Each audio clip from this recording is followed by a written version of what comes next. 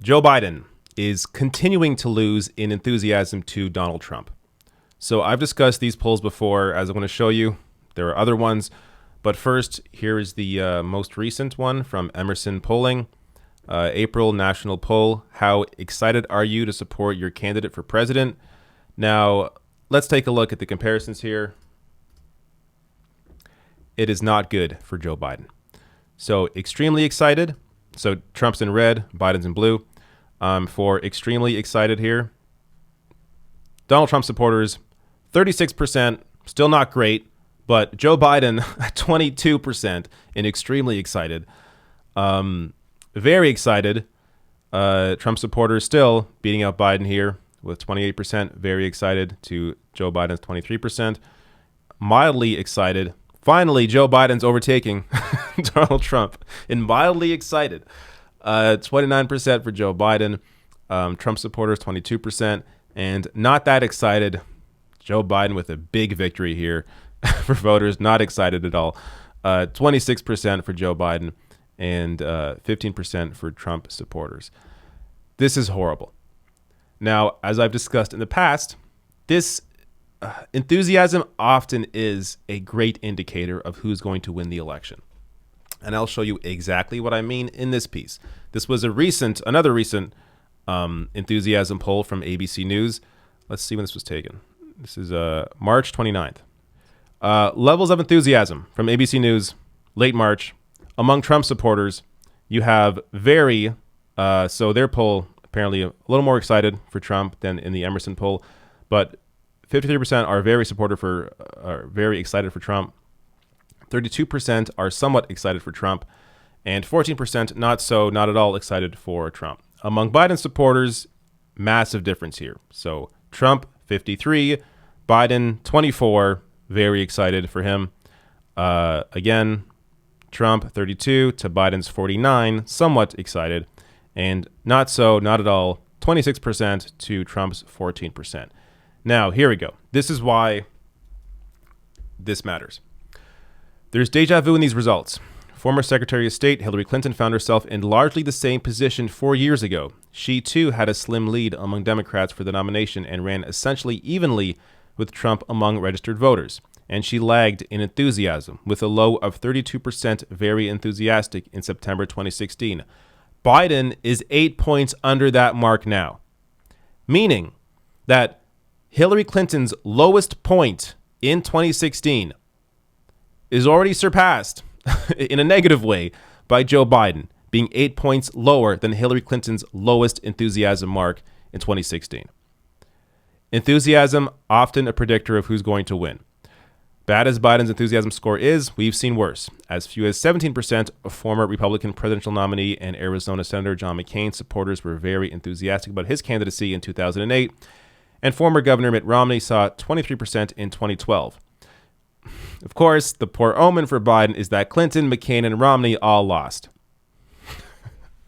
So, acting here like, oh, we've seen worse. Ultimately, it doesn't matter if you've seen worse because those people lost. When you have lower enthusiasm than the person you're going up against, you usually lose. Now, I've said it before, I'll say it again.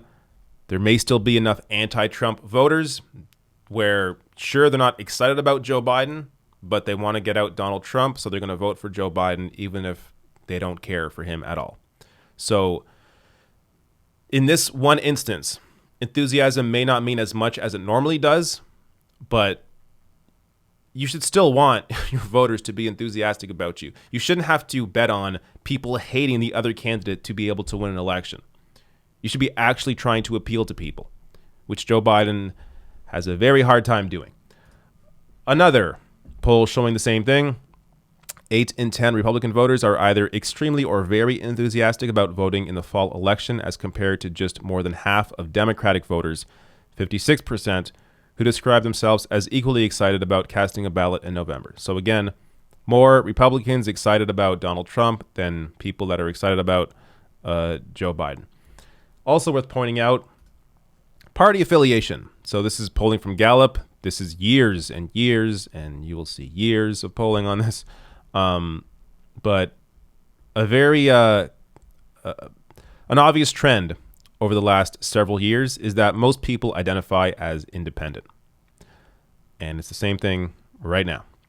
So the latest poll on this, April 1st to 14th, 39% of people, a plurality, are independent over Republicans or Democrats.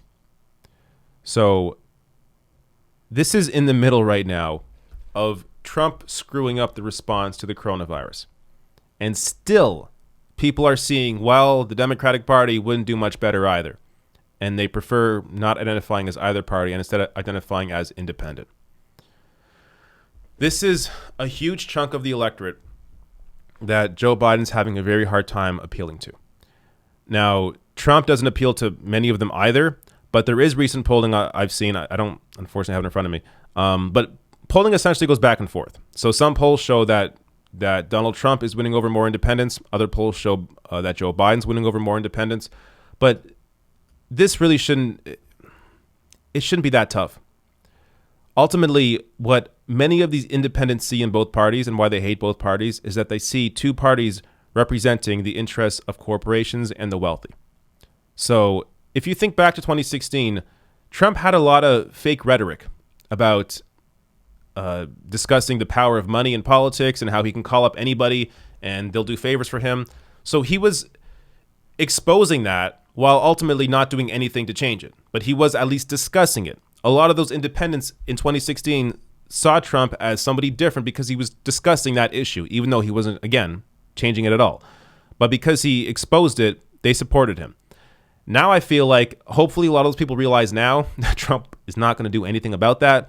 But they also see in Joe Biden a very similar approach to politics, where the people backing Joe Biden, the wealthy donors, big pharma, fossil fuels, whatever it is, the interests that back both parties still backing Joe Biden here, being big supporters of Joe Biden, and ultimately being a major obstacle to change. So a lot of these people are just likely going to stay home. And Joe Biden is simply betting on people hating Trump enough to come out and vote for him. We're going to have to see if it works. But if he actually wanted to win, and this is another point that is worth mentioning, the Democratic Party at large, I should say the leadership, I don't think really ultimately cares. I think, yes, of course, they would prefer if Joe Biden won, but really what they care most about is that they retain power of the party. So I'm talking about the Democratic leadership, Nancy Pelosi, Chuck Schumer, Tom Perez. I'm talking about Democratic consultants, and I'm talking about the big Democratic donors. The big fight for them was Bernie Sanders. Them beating Bernie Sanders meant that they retained control of the party.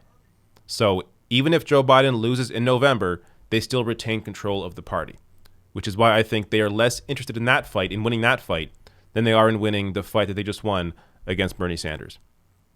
But if Joe Biden actually cared about winning, then he would try and appeal to these independents, many of them progressive voters, many of them young people, many of them people that are just typical non-voters and have been disengaged by this two-party system. But Joe Biden, so far, from his 40-year record, from everything he's fought or not fought for, we know he's not fighting for the average person. And he's just betting on enough people coming out to vote against Donald Trump.